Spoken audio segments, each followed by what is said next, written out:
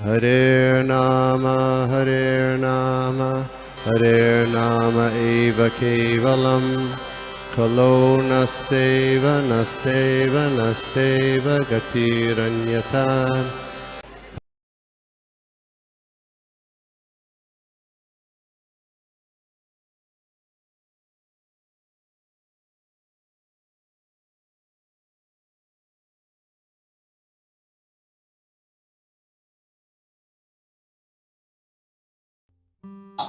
हरे कृष्णा। हरे कृष्णा कपिमानर प्रभु जी। हरे कृष्णा। धन्यवाद प्रणाम। और हरे कृष्णा सभी भक्तों के चरणों में धन्यवाद प्रणाम। थैंक यू प्रभु जी, बहुत सुंदर क्लास था प्रभु जी। आज का वो श्लोक बहुत सुंदर था, बहुत इम्पोर्टेंट था। इम्पोर्टेंस ऑफ वाइफ, पत्नी को जो इम्पोर्टेंस शास्त्र में बताया गया है। तो एक्चुअली शास्त्र में पत्नी का इम्पोर्टेंस बताया गया है। मैत्री मुनि बोल रहे हैं कि पत्नी को एक बॉडी एक अगर किले समझे तो पत्नी को उस किले का सेनापति समझना चाहिए। पति को हमेशा पत्नी सब अनर्थ से रक्षा कर सकता है अगर वो मतलब कृष्ण कॉन्शियसनेस हो, अच्छी पत्नी हो, तो वो पति को हमेशा सब विपदा से बचा सकते हैं। जैसे कि बहुत सारे एग्जाम्पल्स अब दिए प्रभु जी।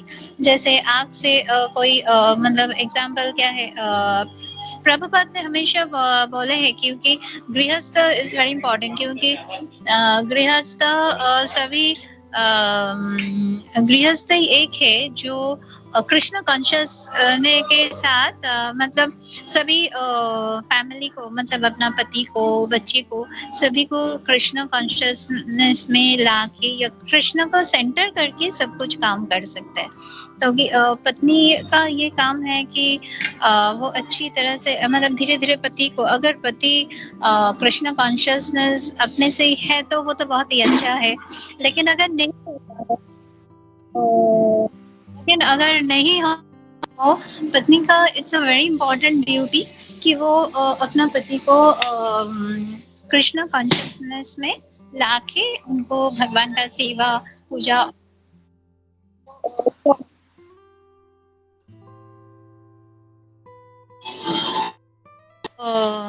हेल्प करे, मतलब पति को ताकि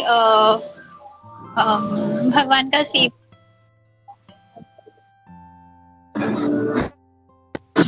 और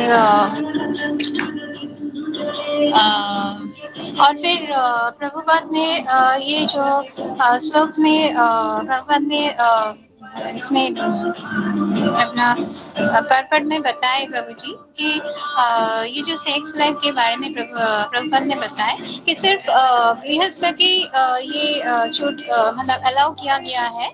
और ब्रह्मचारी, वानप्रस्थ और संन्यास, ये जो चारों आश्रम है गृहस्थ, ब्रह्मचारी, वानप्रस्थ, संन्यास में this is not allowed at all, but सिर्फ ओनली गृहस्थ में ये अलाउ किया है। क्योंकि प्रभुपाद ने बताया कि एक्चुअली गृहस्थ लाइफ में है ही, लाइफ में से ही सेक्स लाइफ अगर पति पत्नी अच्छी तरह से मतलब ये भगवान का नाम लेके अगर ये संभोग का करे तो बहुत अच्छी तरह से वो कृष्ण कॉन्शियस चाइल्ड उसके हो सकता है, और जो कि सोसाइटी के लिए बहुत ही हितकर होता है।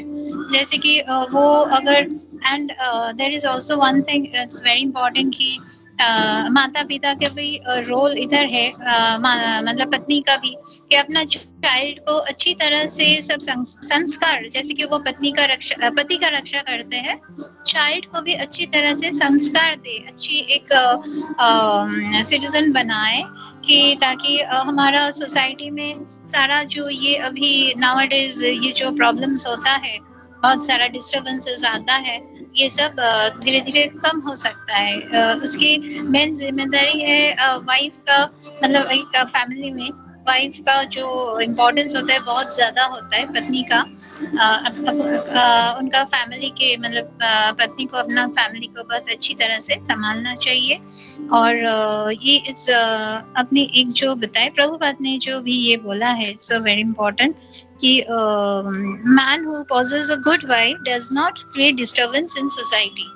जो अच्छी पत्नी जिसके पास है तो उसका दूसरी और जगह में कभी भी उनका मतलब मन नहीं लगेगा, अपना पत्नी के ऊपर हमेशा वो फेथफुल रहेगा।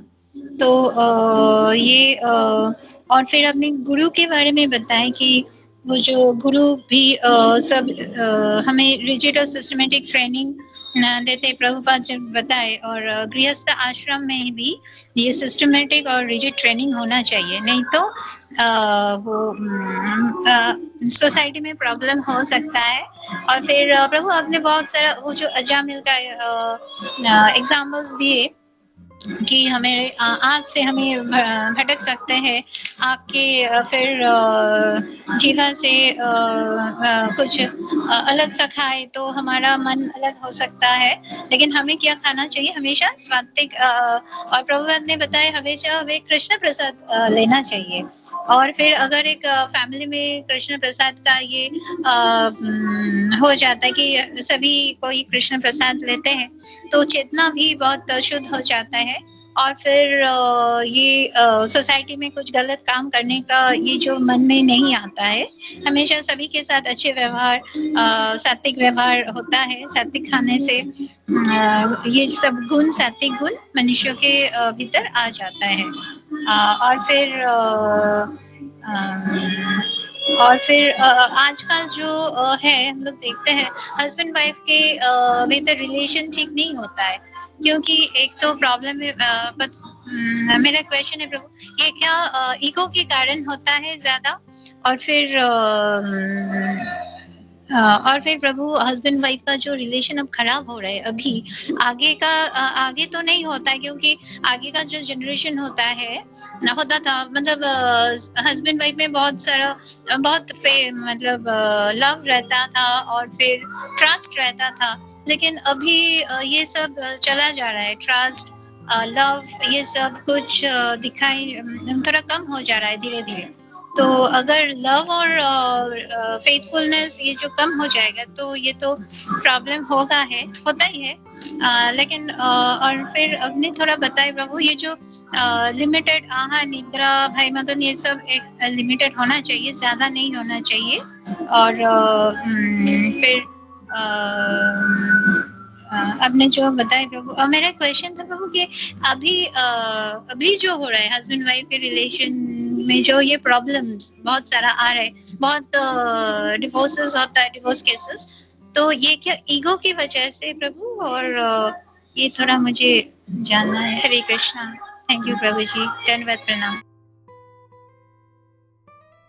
थैंक यू बेटा। हाँ, अभी जो ज्यादातर डिवोर्सेस होता है तो मेन रीजन हम लोग बोल सकते हैं ईगो ही है, क्योंकि ये हस्बैंड वाइफ की बात सुनना नहीं चाहता, वाइफ हस्बैंड की बात सुनना नहीं चाहती। वो बोलते हैं हम लोग ईस्ट जाएंगे तो वो बोलते नहीं हम लोग वेस्ट जाएंगे। तो हो सकता है जैसे हम लोग पहले बात कर रहे थे कि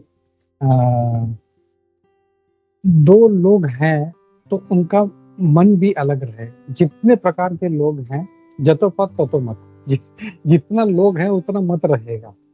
तो दो लोगों को साथ में आके कोई कार्य करना एक बड़ा, अभी एक प्रोजेक्ट में भी है, हम लोग ऑफिस में भी देखते हैं, जो प्रोजेक्ट है कोई तो 10 लोग हैं तो 10 लोग का 10 ओपिनियन रहेगा, हम वैसे करते हैं। लेकिन उसमें क्या देखा जाता है कि प्रोजेक्ट के लिए क्या फायदेमंद। वैसे ही प्रभुपाद जी बोलते हैं इस्कॉन में भी हो सकता है अलग अलग ओपिनियन, लेकिन कृष्णागर सेंटर में है इस्कॉन के लिए क्या अच्छा है, भक्तों के लिए क्या अच्छा है, कैसे कृष्ण भक्ति बढ़ सकता है, तो विल टेक दैट। वैसे ही हस्बैंड एंड वाइफ में भी ऐसे ही होता है, हो सकता है ओपिनियन अलग अलग, लेकिन उनके म्यूचुअल अंडरस्टैंडिंग से आपस में साझेदारी से क्या अच्छा है हमारे लिए वो देखना चाहिए। इसमें ईगो नहीं होना चाहिए, नहीं मैंने ये बोला है तो यही करना है, या वाइफ बोले नहीं मैंने ये बोला है तो यही करना, नहीं, ऐसा कभी नहीं चलता। सो ये जब नहीं होता तो फिर डिवोर्सेस होता है, मतलब बात किसी किसी में तो एकदम छोटे से बात से लेके मतलब वो बात से डिवोर्स तक पहुंच जाता है। तो खाली इस ईगो का प्रॉब्लम जैसे मैं पहले ही बोला था कि ना सिर्फ हस्बैंड वाइफ में है, तो ऑफिसर्स में है, फ्रेंड्स में है, डिवोटीज में है। क्यों? क्योंकि उनमें अंडरस्टैंडिंग नहीं है, टॉलरेंस नहीं है। अगर वो उसके अगर अंदर टॉलरेंस है तो वो बात सुनेगा, समझने का प्रयास करे। अब ईगो इतना होता है, जैसे कुछ लोग होते हैं अगर उन्हें कुछ बोल दिया, उसके कोई बात खिलाफ सुनना भी नहीं चाहता, ओपिनियन नहीं, चुप बैठो, मैं जो बोल दिया तो बोल दिया, ऐसे नहीं होना चाहिए। अगर कोई ने कुछ बोल दिया है, there is some comment, at least listen to that, क्या वो फायदे का है, whether it is useful,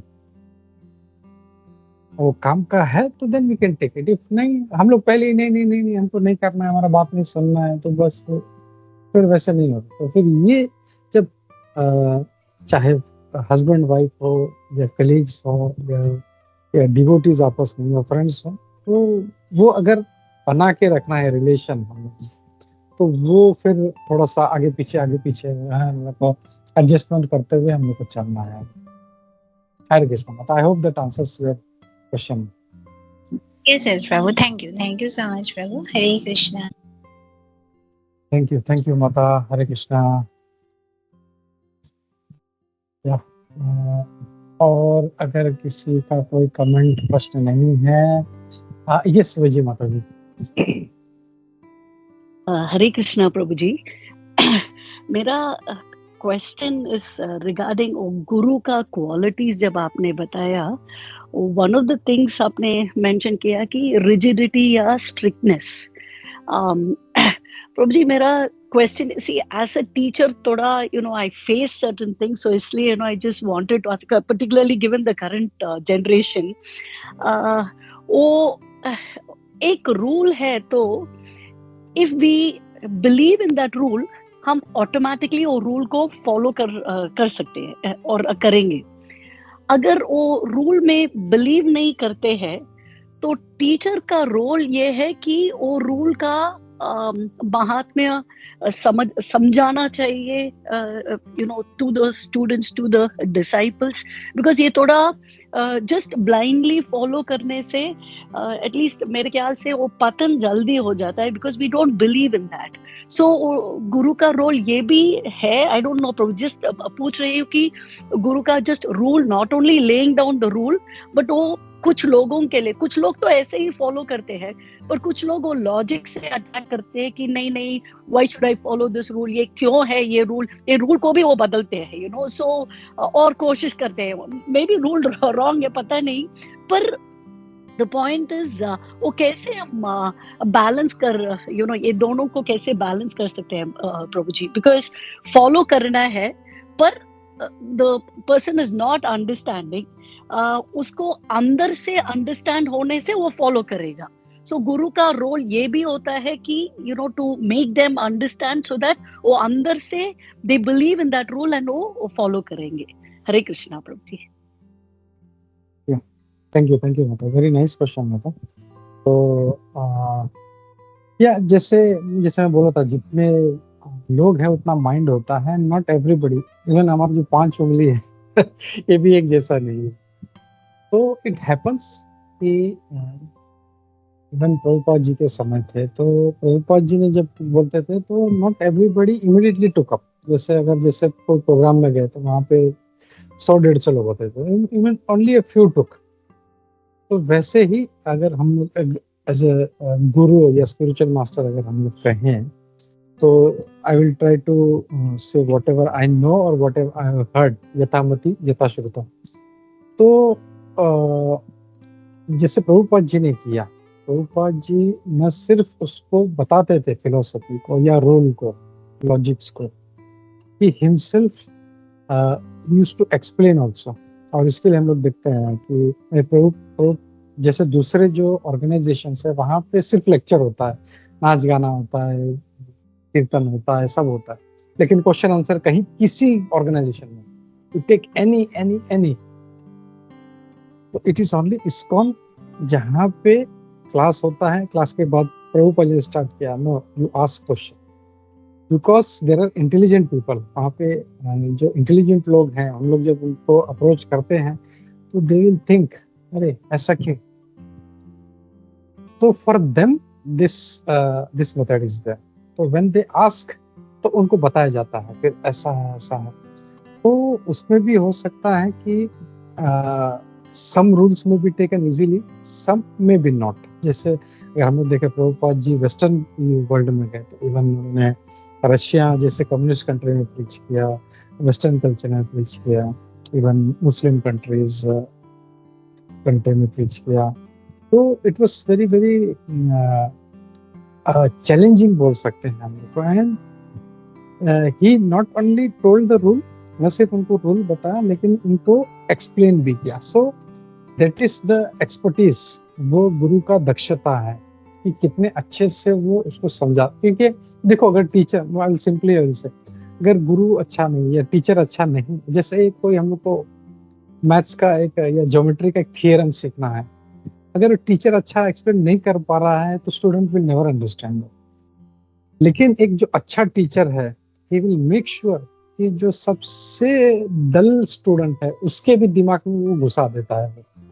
that is the expertise of the teacher. तो वहां पे गुरु का रोल जो है वो प्ले होता है कि जो इंटेलिजेंट है वो तो समझते ही हैं, लेकिन कैसे जो नहीं समझ रहा है उसको भी पकड़ पकड़ के, नहीं भाई तुम क्यों नहीं कर पा रहे हो, अच्छा नहीं कहाँ पे अटक रहे हो, then he understands, he analyses कि इसका प्रॉब्लम क्या है, and he start working on that.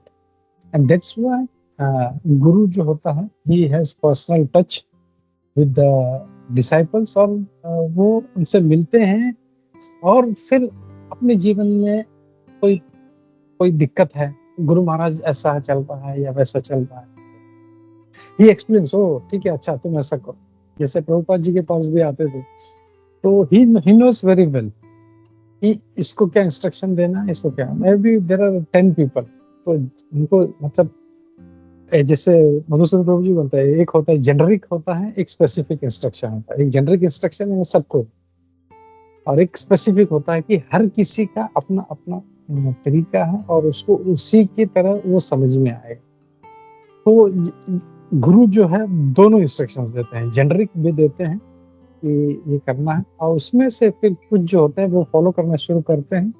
Some has some reservations, या उसके दिमाग में कुछ एक पहले ही एक मेंटल ब्लॉक है, और ही हैज सम अंडरस्टैंडिंग कि जैसे वेस्टर्न कल्चर का उनको पता था कि जीसस इज द गॉड, तो वो ब्लॉक हटा के, या कम्युनिस्ट कंट्री रशिया में कि देयर इज नो गॉड, उनको एक्सप्लेन करना कि कैसे Krishna is the supreme personality of God, that was the expertise of Srila Prabhupada.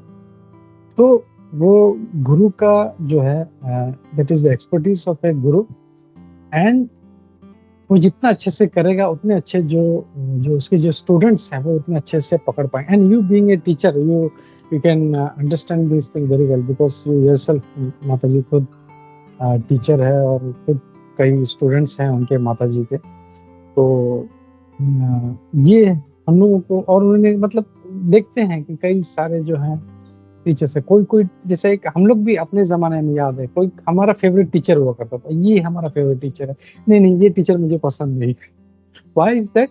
Because वो टीचर जो है वो अच्छे से उसको समझा रहा है, he gives time, he gives his attention and he makes them understand, भाई ऐसा करो। और एक जो है आते ही वो अरे क्या किया, होमवर्क किया कि नहीं, बुक निकालो, नहीं किया धड़ाधड़ मारना शुरू करता है। तो जो है it all depends on the teacher।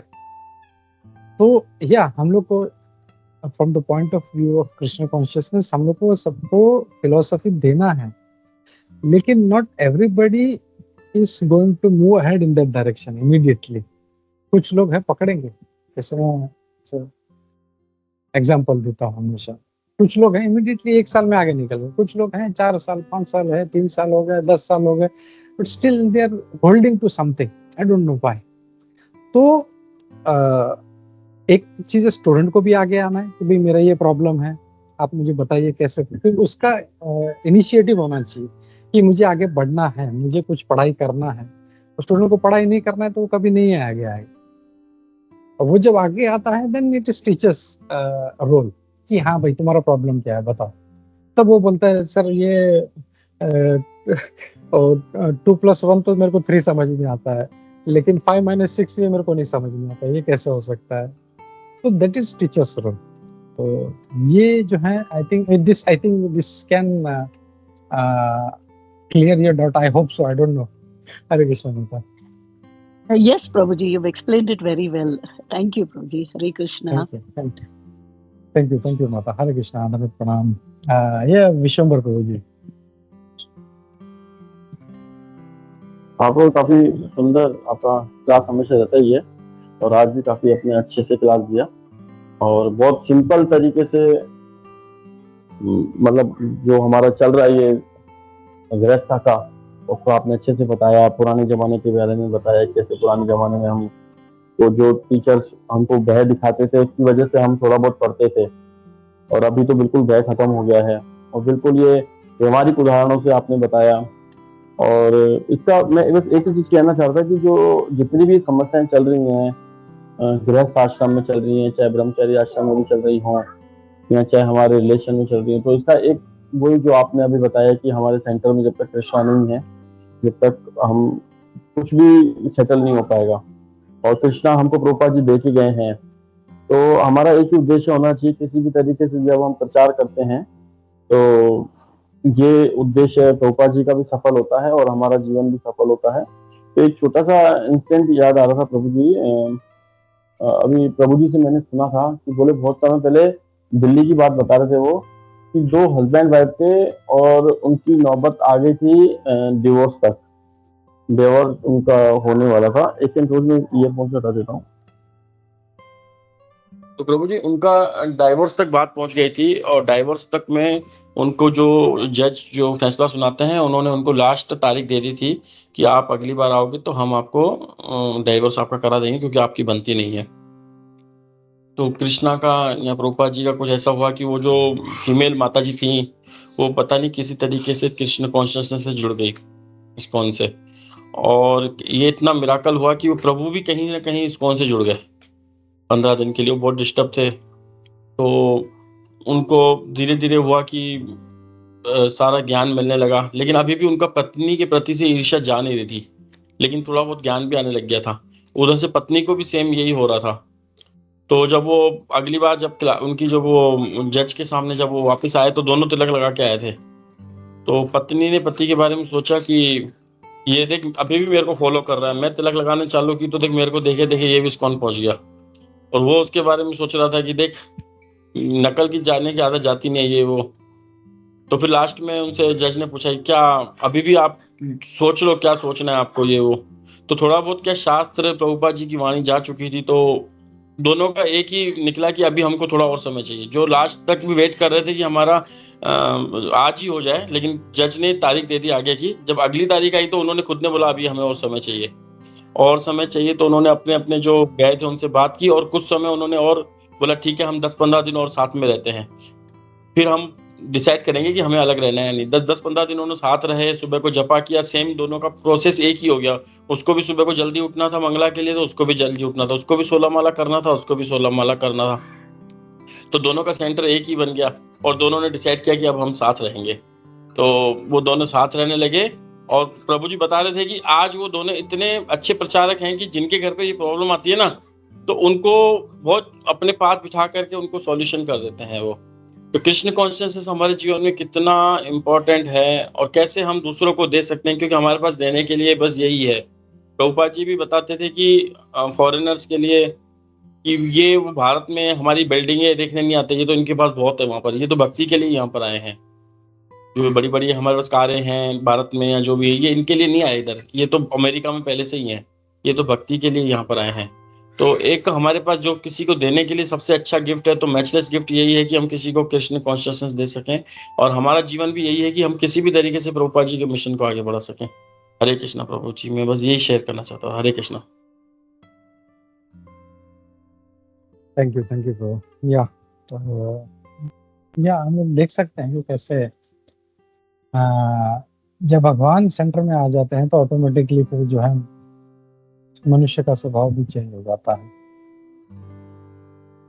तो हम लोग भी यही प्रार्थना करेंगे कि माया तो बहुत प्रबल है, तो उसका प्रहार होते रहता है, लेकिन हम लोग ये भगवान से प्रार्थना करते रहेंगे कि भगवान हम लोगों को इस माया के प्रभाव से बचा के रखना, और हम भक्तों का संग हमारा कभी नहीं छूटे हो।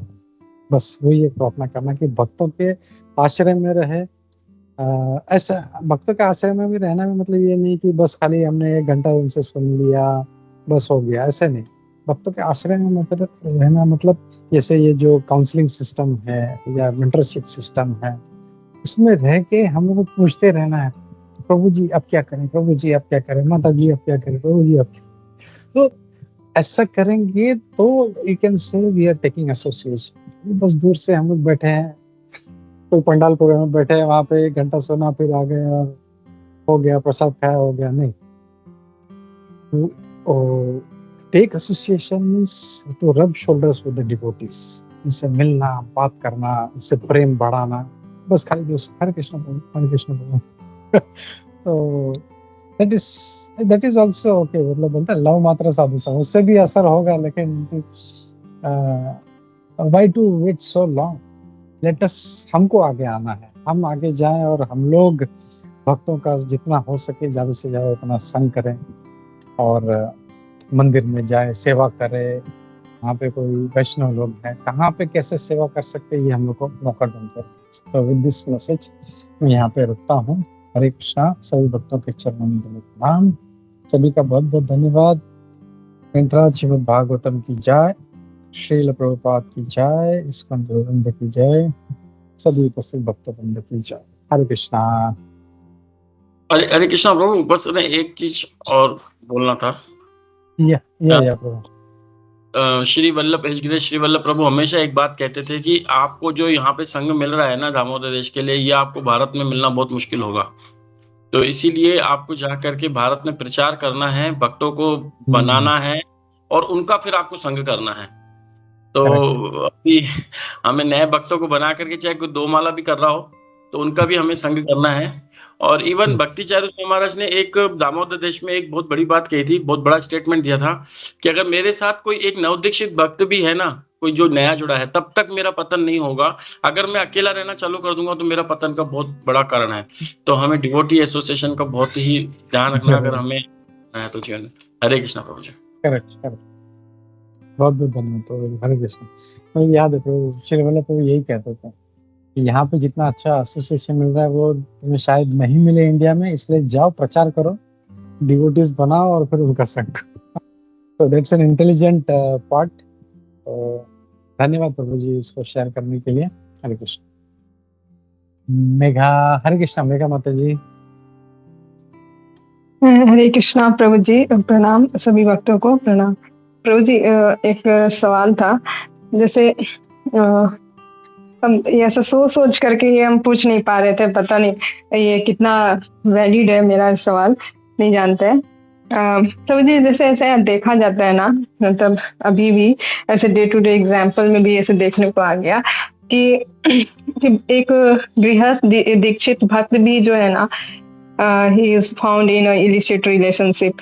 तो जैसे हमें अभी आप पता है ना कि गृहस्थ जो है वो आश्रम में, यहाँ बहुत ही मतलब एक सेफ आश्रम है, यहाँ पे हम अपना भक्ति बढ़ा सकते हैं, जिसमें वाइफ भी असिस्ट करती है।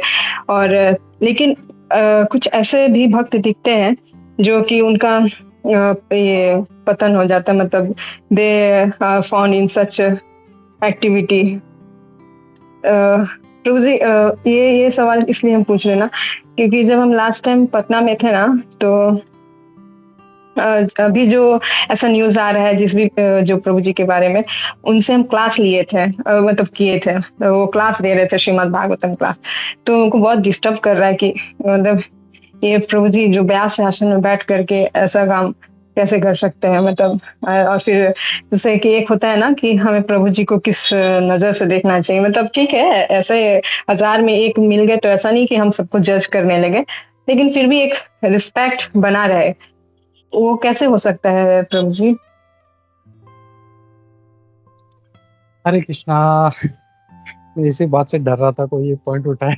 बट एनीवे, देखो ये बात तो है, सबको शायद सुनी होगी, नहीं सुनी तो अच्छी बात है। बट कुछ कंट्रोवर्सी चल रहा है, तो देखो मैं हमेशा बोलता हूँ ऐसी सब जो न्यूज है, ये हम लोगों का ऊपर माया का अटैक है। इससे बहुत केयरफुल रहना है हम लोग, कि हम लोग तुरंत अरे ये प्रभु जी का ऐसा नहीं, अरे ऐसा कैसे हो गया, इससे कुछ नहीं। देखो जैसे मैं हमेशा कहता हूँ कि जैसे हमारे सीनियर थे नंद कुमार प्रभु जी, वो भी कहते थे कि इस्कॉन जो है एक लॉन्ड्री है, जहाँ पे सारे मैले कपड़े आए हैं, कोई भी धुला हुआ नहीं है। हम लोग जितने भी हैं सब मैले हैं, कोई किसी में थोड़ा कम दाग लगा है, किसी में ज्यादा दाग लगा। तो हम लोग को जैसे, और दूसरा बात ये भी मैं बोलता हमेशा कि हम लोग जब कहते हैं ये डिवोटी है, तो ये नहीं समझना चाहिए डिवोटी यानी एकदम उत्कृष्ट, एकदम बाप रे बाप सुखदेव गोस्वामी जैसा या ऐसे महान जो भक्त हैं, वैसे नहीं। We are all trying to follow. अभी प्रभुपाद हैं, वो शुद्ध भक्त हैं, हमारे जितने महाराज हैं इस्कॉन के सन्यासी हैं, ये बहुत उच्चतर भक्त हैं। लेकिन अभी जितने जो बाकी हैं उनको हम उनसे सुनते हैं कभी, और उनके बारे में पता चलता है ऐसा कुछ हो गया, तो हम लोग को शेक नहीं होना है, क्योंकि maya is always ready to attack. और जैसे जिनकी तुम बात कर रही हो, maybe it was not never a devotee. जैसे शुरुआत में भी लोग इस्कॉन ज्वाइन करते थे, 3 रीजन हुआ करता था। एक तो इस्कॉन ज्वाइन करना क्योंकि पैसा कमाना है, अमेरिका जाना है और पैसा कमाना है, तो that was a material motive. तो हो सकता है ऐसे कुछ मोटिव हो, और ये लोग जब बड़ा पोजीशन ले लेते हैं समहाउ, मतलब प्रभुपाद जी का कृपा है कि ये लोग थोड़ा कुछ प्रचार करते होंगे, और कोई है नहीं वहाँ पे कोई कंपैटिबल, तो बोलते ना कि ये ऊपर आ गए। तो उनका जो स्वभाव है, वो जो गुण है कि मुझे पैसा लेना है, मुझे पैसा कहीं से मारना है। मैं बहुत से न्यूज़ सुना कि ऐसे कई बड़े बड़े, और भी मैं नाम नहीं लेता, लेकिन ऐसा वो अपने गुरु महाराज का ही पैसा लूट रहे थे वो। तो ऐसा बहुत सा केसेस है, लेकिन हमको शेक नहीं होना, because that is their nature. जैसे सांप है, वो जहाँ पे भी जाएगा, वो भक्तों के संग में भी रहेगा तो डंकी मारेगा। बिच्छू है, वो क्या करेगा, वो पूरा भागवतम सुनेगा, फिर किसी को डंक मार के जाएगा। That is his nature.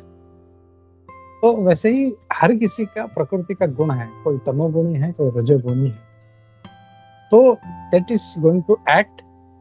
और हम लोगों को ये प्रयास करना चाहिए, जैसे अभी मैं बोल रहा था कि हम लोग को प्रार्थना करनी चाहिए कि भगवान, माया का प्रभाव ऐसा नहीं कि माया का अटैक नहीं होगा, लेकिन भगवान तुम मुझे बचाना।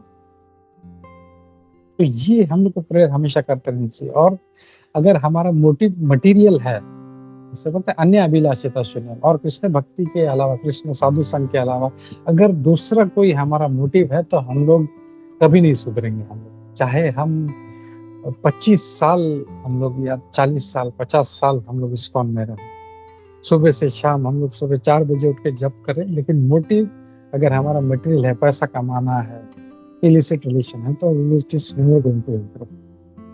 तो कितना क्या पोजीशन पे है, वो कितना टाइम से है, दैट डजंट मैटर। हो सकता है कोई भक्त जो थोड़ा टाइम में आए, एकदम आगे निकल जाए। तो it was all his intention, उस भक्त का इंटेंशन क्या है, वो किससे ज्वाइन किया है। तो ये सब चीजों से हमको इतना प्रभावित नहीं होना है कि क्या चल रहा है, ऐसे क्यों हुआ, वैसे क्यों। That is going to happen. और जीबीसी ने काफी प्रयास किया इसको, मतलब वो इसीलिए उनको भक्तों को भेजा था, लेकिन बहुत बुरा हुआ उनके साथ, बिकॉज वो जो था उनका इंटेंशन ये था कि मुझे पैसा कमाना है इलिसिट रिलेशनशिप। तो he is not going to allow other pure जो शुद्ध भक्त हैं उनको कि भाई तुम मेरे इलाके में आओ या कुछ करो। तो ये हम लोग को याद रखना है। जैसे मैं बोला था कि सर्प है, वो सर्प जाएगा, भक्तों के संग में जाएगा, भक्तों के बीच रहेगा, जहाँ पे भी रहेगा वो डंकी मारेगा। तो हम उसको कभी सबको हम भक्त नहीं समझ सकते। वैसे एवरीबॉडी, हाँ, रिस्पेक्ट सभी को देना है हमको। अभी चाहे वो 1 साल से हो, 1 दिन से हो या 20 साल से, रिस्पेक्ट सभी को देना है। और हमको ये देखना है, इसके लिए रूप गोस्वामी जी बोलते हैं कि कनिष्ठ अधिकारी, मध्यम अधिकारी, उत्तम अधिकारी, ये हम लोग को एनालाइज करना है। हम लोग तभी पता चलेगा कि मुझे किसका संग करना है। ये हम लोग एनालाइज नहीं करेंगे, अगर वो सोचेंगे अरे ये कनिष्ठ भक्त है और उसी का, अरे क्या बहुत अच्छा डिवोटी है, ये मेरे गुरु है, मुझे इन्हीं का संग करना है, तो वो कभी आगे नहीं बढ़ेगा। वो तो एनालाइज करना है, कनिष्ठ है, मध्यम है, उत्तम है। तो ये जब एनालाइज करेंगे तो अगर मैं कनिष्ठ का संग करूंगा तो कनिष्ठ ही रहूंगा, मध्यम का संग करूंगा तो मैं मध्यम तक आ सकता हूँ, और उत्तम का करूंगा तो ऊपर जाऊंगा। तो बहुत जरूरी है। फिर रूप गोस्वामी का ये है। लोग जनरली क्या करते हैं, कनिष्ठ मध्यम, वो दूसरों को देखते हैं, ओ ये कनिष्ठ है, मैं इससे अच्छा हूँ। नहीं, उसके लिए नहीं है। मुझे किसका संग करना है, मुझे किसके शरण में जाना है, किसका आश्रय लेना है। हम लोग देखते हैं अच्छे अच्छे भक्त है, तो हम जैसे मधुसूदन प्रभु जी है, तो हम उनको, मतलब भले ही मेरे से उम्र बहुत छोटे हैं, लेकिन मैं उनको गुरु मानता हूँ। क्यों? वो स्पिरिचुअली एडवांस्ड। हमारा जो उद्देश्य वही होना चाहिए हमेशा, कृष्ण भक्ति में हम कैसे आगे बढ़े। पैसा, मटेरियल मोटिव, बाकी दूसरा कुछ भी हमको नहीं रखना। एक प्रभुपाद जी को हम लोग फोकस रखें, हम लोग कृष्ण भक्ति को फोकस रखें, बस। बाकी ये सब जो है आगे से आता रहेगा। और हम लोग कृष्ण अगर सेंटर में, तो हम लोग को ये कभी इतना डिस्टर्ब नहीं करें। हरे कृष्ण। हरे कृष्ण प्रभु, थैंक यू फॉर encouragement. हरे कृष्ण प्रभु जी का नाम। हरे कृष्णा। थैंक यू मेघा माता जी। ठीक है, तो हम लोग रुकते हैं यहाँ पे और नरसिंह लेते हैं। हरे कृष्णा। ग्रंथराज श्रीमद् भागवतम की जय, श्रील प्रभुपाद की जय, इस्कॉन गोविंद की जय, सभी उपस्थित भक्तवृंद की जय। हरे कृष्णा।